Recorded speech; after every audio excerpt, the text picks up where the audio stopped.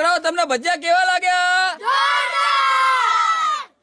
કેમ છો મિત્રો? સ્વાગત છે તમારું અમારી ચેનલ વિલેજ રસોઈ ગુજરાતીમાં. આજે અમે બનાવીશું મેથી ગોટા અને મિક્સ ભજીયા. આપણે આપણી ભજીયાની રેસીપી માટે સૌથી પહેલા ધોઈ નાખશું બટાકા અને લીલા મરચા. સૌથી પહેલા મેથીને ઝીણી કાપી લઈશું. લીલા લસણને કટિંગ કરી લઈશું.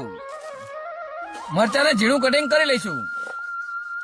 ભજીયાનું ખીરું રેડી કરવા માટે આપણે નાખી દીધું છે બેસન, મરિયા, સોડા, લીલા મરચા વગેરે નાખીને આપણે હવે એને સારી રીતે હલાઈને મિક્સ કરી લઈશું. આપણું બધું કટિંગ થઈ ગયું છે તો હવે આપણે તેલને ગરમ કરવા મૂકી દઈશું. તેલ આપણું આવી ગયું છે તો બટાકાના ભજીયા બનાવવાનું ચાલુ કરશું.